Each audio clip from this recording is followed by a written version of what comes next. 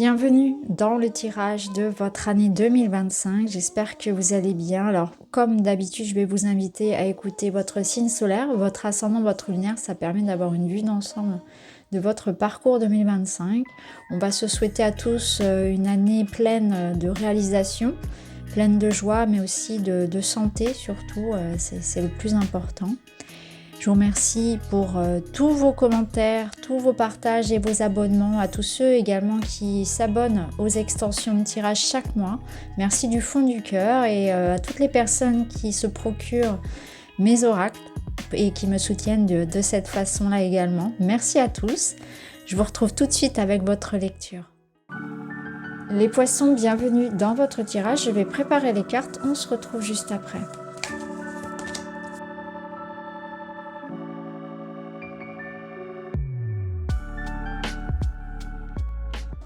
Alors, on va procéder à votre lecture. On va commencer ici par donc, les énergies générales, globales sur l'année. Ici, nous aurons le domaine de la matière. Ici, le domaine du cœur. Et enfin, le bilan 2025 et les conseils des cartes. Alors, la première chose que j'ai entendue quand j'ai tiré les cartes, c'est une envie de se rebeller, de dire stop, de reprendre son pouvoir, sa vie en main, et de ne plus être dans une idée de subir les événements, mais plutôt d'être dans une idée d'agir, d'être aux commandes de sa vie. Donc, vous voyez, l'empereur, il va vous aider à ça, il va vous aider à recadrer une situation. Vous reprenez les rênes. C'est vous qui dirigez. C'est vous qui ordonnez. Ça me parle aussi de rigueur, de discipline. Donc il y a toutes ces notions-là en fait où je reprends aussi une meilleure organisation, peut-être une meilleure routine dans mon quotidien. Et j'ai la possibilité surtout de reprendre les choses en main, de m'affirmer, de me libérer, de me défendre, de créer ce que j'ai envie de créer. Donc mes projets prennent vie avec l'empereur. C'est vraiment ça, c'est je m'affirme. Pourquoi je dis ça? Parce que on a un 7 de bâton qui nous parle quand même de préserver, préserver ses biens, faire avancer ses projets, se protéger, être dans une notion de résilience. On ne se laisse pas faire. Il y a vraiment cette notion-là de je ne me laisse pas faire, je vais jusqu'au bout de mon idée, de mon projet. Je ne laisse pas les autres décider pour moi. Je reprends ma vie en main. Je suis aussi en train de m'investir de manière plus rigoureuse, plus disciplinée dans une situation pour faire aboutir mes projets. Là, on vous dit avec la créativité que de toute façon, vous aurez des solutions à tous les problèmes. Vous arriverez à vous en sortir d'une manière très originale pour certains, d'ailleurs. Vous avez un chemin à mener. Votre chemin n'est peut-être pas celui du voisin et il y a un détachement par rapport à ça. Je ne veux pas forcément faire comme les autres. J'ai ma vision en fait de mon activité, de mon projet, de ce que je souhaite mettre en place et je m'y tiens. Donc même si ça plaît pas, même si ça rentre pas dans le moule, eh bien je le fais parce que je suis vraiment dans cette idée de m'affirmer cette année. Donc j'ai envie de faire les choses à ma façon. Même si on me critique, même si on juge, même si on me met les bâtons dans les roues, même s'il y a de la concurrence, j'irai jusqu'au bout de mes idées, de mon projet, de qui je suis. C'est moi qui dirige. Il y a comme l'idée vraiment de s'affirmer peut-être aussi pour certains vraiment dans son identité, dans ce que l'on est. On n'a plus envie de faire semblant, de devoir plaire, de rentrer, comme je vous l'ai dit, dans un moule. Il y a cette libération par rapport à ça. On avance par rapport à ça. On a de l'audace. La carte de la rivière, elle vous parle d'une évolution. Donc ça peut nous parler vraiment d'un départ, d'un voyage, d'une prise de distance par rapport à quelque chose. Mais ça vous parle avant tout de votre courage, d'avoir le courage d'aller se confronter à de nouvelles situations, de sortir de ce qu'on connaît, de partir, de déménager, de voyager, vous voyez, d'oser aussi dans ces projets se mettre peut-être en situation de défi. Je me défie moi-même, je me donne le challenge de réussir cette entreprise, ce projet audacieux. Il y a quelque chose d'audacieux. Alors, vous avez ici le porte-bonheur hein, quand même en carte bilan. Donc, on voit que c'est quand même... Vous allez finir, je vous spoil un peu la fin, vous allez finir 2025 ici sous les meilleurs auspices. Hein. Clairement, vous avez de très jolies cartes. Vous avez le porte-bonheur et vous avez le 3 de coupe. Donc, avec beaucoup de joie ici et ce sentiment d'avoir eu une année chanceuse. Vous aurez ce sentiment que cette année vous a souri. Ce sentiment que les choses se sont mises en place pour vous. Alors oui, quand même, il fallait se donner les moyens, certes, mais qu'il y a eu une belle avancée. Parce que vous avez eu le courage de vous mettre en route, de vous mettre en action, de reprendre le pouvoir sur la situation. Alors justement, ici, c'est très intéressant, ça va beaucoup résonner dans la matière. La matière, donc c'est le travail, l'argent, les études, le quotidien. Ici, on vous parle de la foudre et on a le prince d'épée. Donc, le prince d'épée, il va vous inviter ici justement à être attentif aux détails, à être attentif, donc à être rigoureux, discipliné, à être attentif à votre façon de communiquer, à communiquer et à demander quelque part des explications, à demander, à chercher à comprendre. C'est un page qui est très curieux, qui est beaucoup dans la réflexion, donc on doit se poser des questions. Il y a une réflexion ici qui est nécessaire sur le plan de la matière et qui va tout changer. Donc vous allez avoir des révélations importantes au niveau de la matière, des prises de décision aussi qui vont, avec l'empereur, manifester de la nouveauté concrètement. Donc peut-être que vous attendez, ça peut être aussi quelque chose que vous attendez, hein, un contrat, un message important. Mais ça peut être vous hein, qui représentiez cette carte et que ça vous amène à prendre une décision importante avec la foudre là qui marque des changements. Vraiment, il y a comme l'idée d'avoir une évidence, d'avoir une révélation, d'avoir où ça vient de l'extérieur et ça va être un message important, mais ça transforme radicalement. Ça nous dit aussi que là, il peut y avoir des coups de colère. Ça peut être sous la forme d'un coup de colère, c'est se dire stop, j'en peux plus, c'est terminé, voyez. Ça peut être tourné envers une situation dans laquelle c'est allé trop loin, vous avez assez supporté, assez attendu, enfin tout dépend de ce que vous vivez bien évidemment, ou ça peut être aussi l'idée de c'est terminé. Maintenant, je ne veux plus procrastiner, je ne veux plus rester dans cette inaction. Ça peut être aussi l'idée d'avoir vraiment une fulgurance, vraiment une évidence comme ça qui vienne et un coup de génie. Ça peut être ça. Pour certains, la foudre, ça va être ça. Une illumination, un coup de génie, l'idée du siècle. Et je vais avoir, vous voyez, avec cette créativité-là, ça résonne très bien en plus. Et vous allez tenter votre chance. Et clairement, il va se passer quelque chose de magique parce que vous allez vous faire confiance et vous mettre en mouvement. Donc, soyez à l'écoute de vos pensées, de vos nouvelles idées. Soyez dans l'innovation, dans une curiosité, dans une recherche créative, sortir des sentiers battus, ne pas avoir peur aussi de dire ce qu'on pense, d'oser, de s'affirmer, de remettre en question quelque chose. Ça peut être ça aussi, de remettre en question quelque chose qui était, on va dire, quelque chose de stable. C'est se remettre en question aussi, voyez. Faut pas avoir peur d'aller chercher la nouveauté, de mettre quelque chose en mouvement. Je pense que le page, il va vous pointer du doigt, il va vous mettre le doigt en fait sur quelque chose d'important, un détail peut-être que vous n'aviez pas vu, un détail important.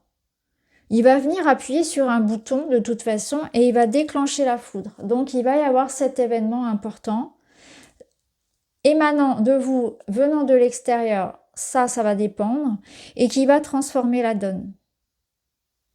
Je le ressens pas comme quelque chose de négatif dans le sens où après on a du positif. Ça peut être vécu comme quelque chose de challengeant et ça peut être aussi justement l'idée que ça met un terme à une situation orageuse. Donc peut-être que c'est vous qui allez claquer la porte, c'est vous qui allez avoir cette idée du siècle, ça peut être un message qui apporte un changement positif, qui vous donne un feu vert par exemple, parce que vous avez la chance quand même, vous avez la carte de la chance, faut pas oublier le porte-bonheur ici. C'est une année importante, parce que cette carte elle sort là pour votre bilan.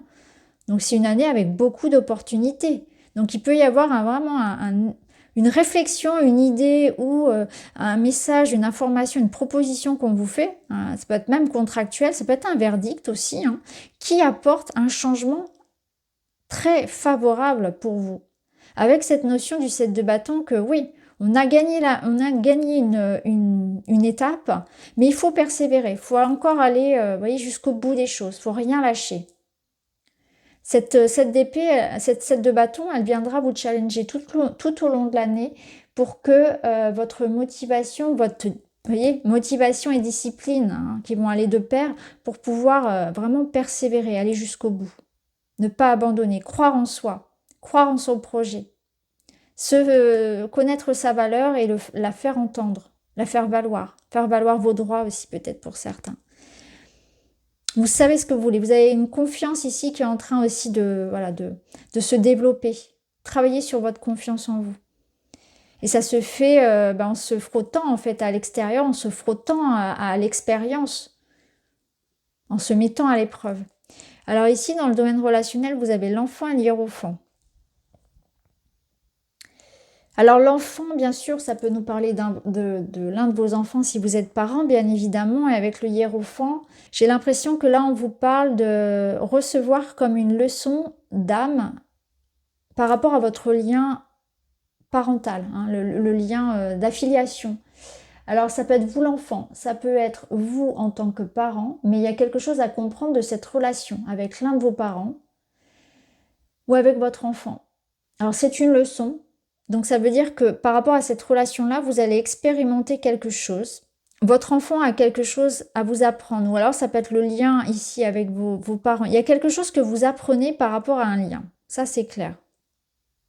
Le hiérophant, c'est aussi la carte qui apporte une certaine paix, une certaine foi, une certaine compassion. Elle apporte beaucoup de compassion dans le domaine relationnel.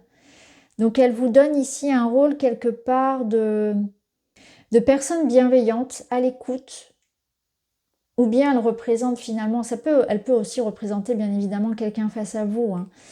Mais c'est l'idée d'une personne qui est aimante, qui pardonne, qui comprend, qui a une intelligence émotionnelle, qui se met à la place de l'autre, qui est dans la compassion, dans l'amour, on va dire inconditionnel. Alors attention, hein, parce que c'est un terme qui est parfois un petit peu mal compris. Ça ne veut pas dire pour autant que on doit se sacrifier pour l'autre, pas du tout, on ne doit pas du tout s'oublier. C'est plutôt l'idée ici d'être dans le non-jugement, d'être dans l'acceptation, dans la compassion, de prendre de la hauteur par rapport aux événements. C'est un apaisement en fait, ça peut être un apaisement, l'idée de régler une situation conflictuelle, de s'apaiser, de pardonner, soit vis-à-vis de soi, hein, vraiment de s'apaiser dans sa vie, d'avoir inclus beaucoup de spiritualité et de détachement afin de pouvoir justement grandir et s'apaiser par rapport à ce qu'on a pu vivre, que ce soit dans son enfance, hein, parce que ça peut être en lien avec votre enfant intérieur, mais ou que ce soit plus récemment aussi dans votre vie d'adulte, on s'apaise. Pour d'autres, ça va représenter ici un engagement, donc il peut s'agir effectivement de s'engager, d'être dans une relation profonde et apaisée avec une personne, voire même quelque chose de très, j'ai envie de dire, routinier, mais routinier dans le sens du confort. Routinier qui fait du bien, routinier qui apporte la confiance, le respect. On peut dormir sur ses deux oreilles, vous voyez, c'est ce côté-là en fait. Donc il peut y avoir de ça, une ambiance un petit peu où je peux dormir sur mes deux oreilles parce que j'ai confiance en cette personne, ou bien parce que dans ma vie, j'ai atteint un stade où je me suis apaisée par rapport à mon passé, j'ai apaisé une relation peut-être avec mes parents ou avec mon enfant, je me sens épanouie dans mon rôle de parent, je me sens épanouie dans ma vie, je me sens en paix et en connexion avec mon enfant intérieur, ça peut être ça aussi. L'enfant peut représenter également l'entrée d'une nouvelle énergie amoureuse, donc d'une nouvelle page aussi dans votre vie. Et si c'est le cas, on voit que l'univers, la vie, vous met sur la voie de personnes, un petit peu de votre famille d'âme, donc des personnes qui vont vous apprendre, vous enrichir de par leur expérience, de par ce qu'elles ont à offrir. Donc c'est une belle année pour s'enrichir avec les autres. Une année de partage. On a à apprendre des autres. Je vous disais, vous avez peut-être à apprendre de votre enfant. C'est comme si on pouvait grandir au travers de ça, de la parentalité, mais grandir aussi au travers de chaque rencontre. Donc chaque rencontre sera importante, sera précieuse. Ça peut être une année où vous allez vraiment rencontrer quelqu'un qui va vous changer votre regard sur la vie et vous redonner un sentiment ici d'apaisement et vous redonner cette envie de regarder la vie comme on le fait quand on est un enfant, avec beaucoup d'innocence, de voir la beauté de la vie, de retrouver une certaine forme d'insouciance. Donc c'est très très beau parce que c'est vraiment tout ce à quoi on aspire quelque part. C'est retrouver, surtout dans des moments comme aujourd'hui, retrouver cet œil capable, cet œil innocent capable de voir la beauté, l'innocence dans chaque instant. Et puis surtout, ça vous promet de très belles rencontres. Vous allez rencontrer des personnes, alors je pense très spirituelles, ou en tout cas qui n'en ont pas conscience, mais qui le sont, et qui vous apportent un autre regard sur la vie, sur vous-même. Ça peut être aussi des lectures, des enrichissements hein, au niveau personnel, où vous grandissez en conscience.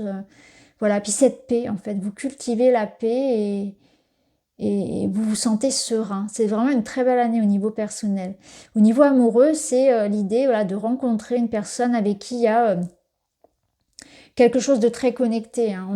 Une connexion forte, un regard sur la vie qui est le même. On a des valeurs communes en fait. Et on a tous les deux envie de construire quelque chose de respectueux en fait, hein, de sacré. Le couple est sacré en fait avec cette personne. Pour vous et pour cette personne, la relation est sacrée. L'humain est placé au centre, le respect, la fidélité. Vous voyez, sur des valeurs vraiment très dignes, on va dire, de loyauté, de respect, etc. Donc ce sont des liens très profonds. Donc soit c'est quelque chose que vous pouvez développer voilà, de manière personnelle, vous développez votre personnalité, ça peut être cette personne-là que vous rencontrez ou diverses personnes qui vous font grandir et ça peut être un lien. Prenez conscience d'un lien et notamment avec votre enfant. Ça peut être intéressant. Si c'est pas avec votre enfant, ça peut être aussi l'idée de comprendre ce que vous aviez à vivre avec l'un de vos parents. Alors la finalité, comme on l'a vu, elle est très belle parce que vous avez le porte-bonheur qui vous parle vraiment d'une année où il y a quelque chose à tenter. C'est une année très belle qui vous permet de vous apaiser, de faire de belles rencontres, de vous libérer de quelque chose qui n'allait plus, de trouver votre voie pour certains, d'avoir de belles réponses, de vous épanouir dans un art, dans des activités, de créer quelque chose que vous avez envie de créer dans votre vie. Donc ça peut être vraiment créer une famille pour certains, créer un couple, créer un projet, se lancer, se faire confiance, développer ses dons, ses talents, sa spiritualité, découvrir vous voyez, ici, il y a beaucoup d'art et d'esthétisme, donc se découvrir une nouvelle passion, mais c'est aussi être acteur de sa vie et voir la vie d'une autre manière, j'ai envie de dire, beaucoup plus colorée. Voilà, on remet de la couleur. Et justement, ici, vous avez un 3 de coupe qui vous parle de joie, de s'entourer des bonnes personnes. Je pense que ça serait important pour vous de vous entourer des bonnes personnes. Donc ça peut être aussi très collaboratif hein, dans le travail notamment, mais aussi dans les loisirs associatifs. Ça peut être vraiment s'entourer des bonnes personnes aussi au niveau relationnel, hein, en amour notamment. C'est créer de nouvelles amitiés, c'est trouver du soutien. Vous n'êtes pas seul. En fait, vous terminez l'année ici avec ce sentiment de joie, de reconnaissance envers la vie, parce qu'elle vous a mis sur la route de nouvelles personnes, et peut-être une en tout cas en particulier, mais parce que aussi vous vous êtes reconnecté à la joie et à la, comment dire, la 3 de coupe, c'est vraiment l'incarnation, c'est se sentir ici acteur de ce qui se passe et être venu sur Terre pour expérimenter. Alors oui, dans la vie, il y a des événements qui sont difficiles, mais c'est pas une fatalité. Et c'est vraiment choisir de voir le verre à moitié plein et choisir de voir le monde dans toute sa beauté, dans tout ce qu'il a de chouette à offrir et d'en profiter, voilà, de célébrer la vie. Donc peut-être que vous avez aussi cheminé et que vous aurez envie d'être davantage dans cet état d'esprit-là, j'ai envie de relativiser, j'ai davantage envie de paix, d'amour, de célébrer la vie un petit peu tous les jours en fait. Hein. Il y a une grande sagesse qui émane de là. Là, on a quoi? On a le soulagement. C'est intéressant parce que ça peut nous dire aussi que vous allez fêter concrètement quelque chose d'important cette année. Ça peut être par exemple un anniversaire particulier pour vous, par exemple fêter ses 40, ses 50, peu importe. Ça peut être célébrer un événement par rapport à quelque chose là qui se termine, quelque chose qui évolue, un voyage, un déménagement, une réussite matérielle, une rencontre, un mariage, ouais, ou la naissance d'un enfant, mais en tout cas, il y a un événement marquant pour vous que vous allez, voilà, qui vous apporte beaucoup de joie et que vous allez célébrer comme il se doit. Le conseil, c'est le soulagement, décompression, libération, allègement des souffrances, distraction de la douleur. Voilà, c'est ça, c'est se changer les idées. C'est se divertir, c'est prendre du temps pour soi, c'est se libérer de tout ce qui est lourd, de tout ce qui fait mal. Il est temps ici de se libérer de ce qui fait mal, de retrouver son âme d'enfant. Peut-être voilà, de faire un travail ici thérapeutique, spirituel sur ces blessures d'enfant, ces blessures d'âme. Faire un travail, peut-être que le hiérophant peut représenter aussi un médecin, un thérapeute, ça peut être le cas également. Ce qui est sûr, c'est que voilà, il y a un apaisement, il y a un soulagement, et c'est important pour vous de vous prendre des moments pour célébrer la vie, comme on l'a vu, pour être heureux. C'est le moment pour être heureux. Ne passez pas à côté de ça, de la vie, de votre incarnation. Voilà pour vous les poissons, j'espère que ça vous parle. Je vous invite vraiment à revenir sur le tirage en fin d'année 2025 pour voir où vous en êtes. C'est important de voir un petit peu a posteriori comment se sont passées les choses. Merci d'avoir regardé, je vous embrasse, à très vite.